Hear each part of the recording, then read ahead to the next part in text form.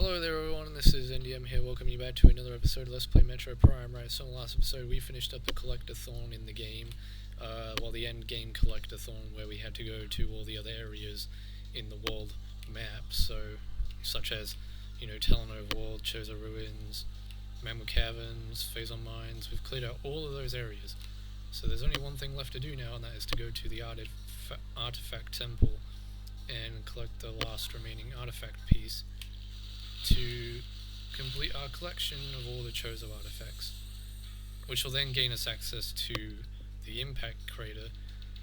But there is still one obstacle that stands in our way, which we are going to be approaching very shortly here.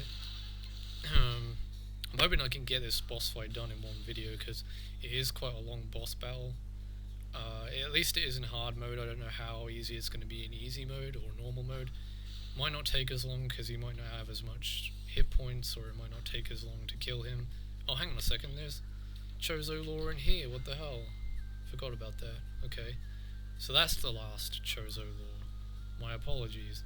I thought the last one was in that room where we got the final Powerbomb expansion that we picked up in Chozo Ruins. So, yeah, there's some scans here you can get as well. But like I say, I'm not really too fussed about trying to get 100% on scans, because you don't really get anything rewarding for collecting 100% scans. The thing I'm most interested in is trying to get 100% of all collectibles, and now that we picked up this Chozo artifact, that should give us 100% total on items. Yes, it did. 100% of all pickups acquired. So what that means is now that we will unlock the bonus cutscene at the end of the game, so there's that. But I think for actually getting all scans, like 100% on scans, you unlock something in the gallery, and that's all you get. There's nothing really important, nothing to show.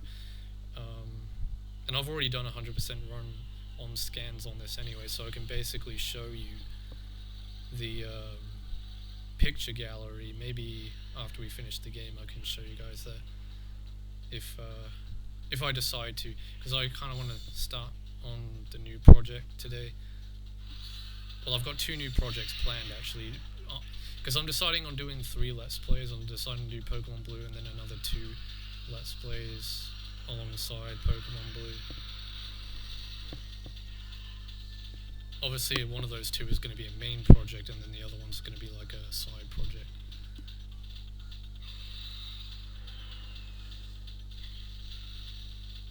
So this is Ridley, yeah. I'm zoning out and talking about other things and not even paying attention here. But what we want to do is you want to scan Ridley here. Not that I really need to, because I know that I'm not going to get 100% total on scans anyway, but I'm just doing it for convenience sake, because we've scanned every boss in the game so far. It just doesn't make sense to not scan this one. So the way how you start off this fight, you just attack his chest. Like once he starts shooting missiles at you, you can get a charge shot on him and do damage like that. But there's 2 phases to this fight, and the second phase is where you want to start busting out the Wave Buster to do maximum damage. So that's why I'm saving my missiles. I'm not using any super missiles on this. For the first phase, it's best just to use the Plasma Beam, because you do a significant amount of damage with the Plasma Beam anyway. So yeah, just stick to your guns and use your beam weapons. And don't go wasting any missiles. And once we get in the impact crater, there is going to be a missile station, so I can restock on missiles before fighting the boss. There's also a save station in there too, so you can pretty much get everything back before you go into the final battle.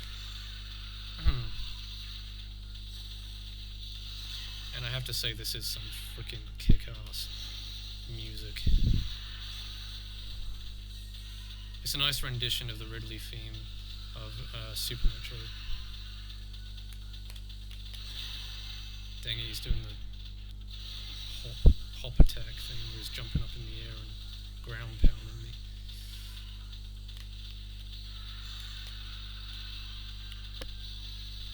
So when he does that, you want to jump so that he doesn't do damage to you. Alright, so this isn't the second phase yet. We're almost there. I think you have to get him down to half health, and that's when he starts transitioning into his second phase of the fight. You'll know once it happens because a cutscene will happen and his wings will break off basically, and then you can only fight him on the ground. He won't be airborne anymore. So.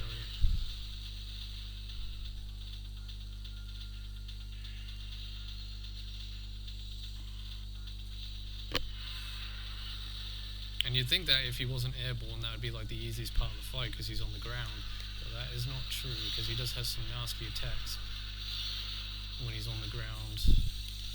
Some of which are actually really hard to dodge because of how fast he moves.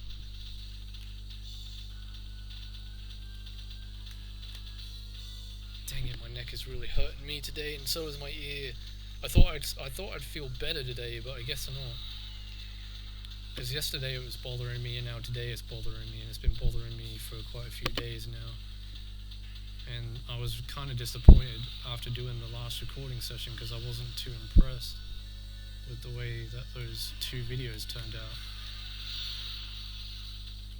Starting from Chozo Ruins and then finishing off with Talon Overlord. I don't know, I just wasn't too overly impressed with how I sounded. I just sounded really monotone. I wasn't talking much. I'm trying to talk a bit more today because I want these videos to be really good. Videos for commentary. Because we're etching towards the end of the game now and we're getting into all the epic kick-ass shit, as you can see.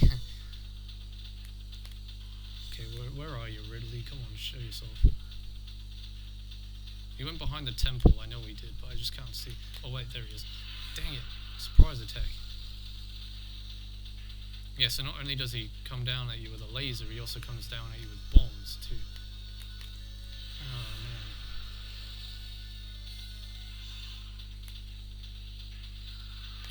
Come on, do the chest attack. Shoot your missiles from your chest. Or whatever it is that you do.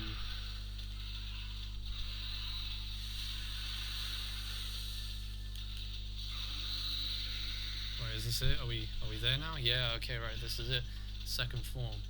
Now this is where you want to start using your wave beam, so that's what we're going to do. We're going to go get the wave beam out and nail him. So his chest is still his weak spot. To get him to actually reveal his chest, I think you have to shoot his mouth a few times when he opens it like that. And the best way to do that is just... Well, I guess you could... maybe I might not use missiles actually, or use the wave buster. But usually I do, especially if I'm playing it in hard mode. So I think because I'm playing it in normal mode, I might just go ahead and just use the plasma beam because it might be easier to do it that way.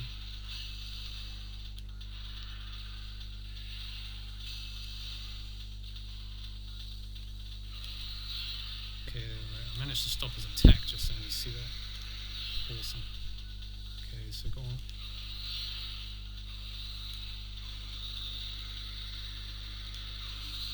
Oh, the timing on that is impeccable.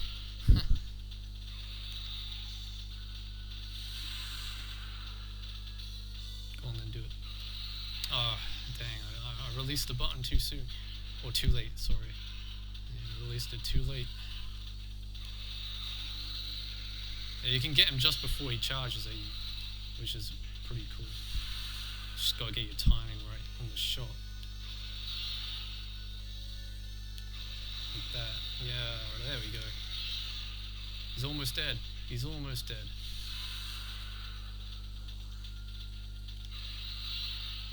Come on, do it again. That was awesome. Holy crap. That was so not the way I expected that fight to go, that second phase. I thought I was going to be dying left, right and center, getting my ass kicked, taking so much damage, but that was actually really smooth. A very smooth Ridley fight, because that battle is not as easy as I made that look just now.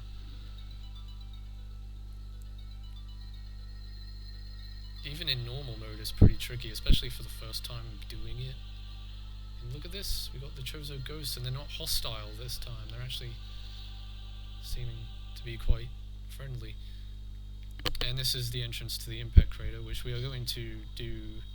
Well, actually, maybe I can make a start on it in this video. We've still got 5 minutes left of the recording, and this area is not that big anyway. It doesn't take that long to get through. There's like I think 3 rooms. I know there's one big room in here, which is like the central area of the map. So we'll save it, because this is the last opportunity we're going to get to recover our health before taking on the final boss. Now this is one of my favorite end game areas in any video game. I just love it. It reminds me of the moon in Majora's Mask. It's just like something that's so small but so epic. It's kind of hard to explain. Oh yeah, this is red Phazon, by the way. Do not step in this. Your Phazon suit will not protect you from red Phazon.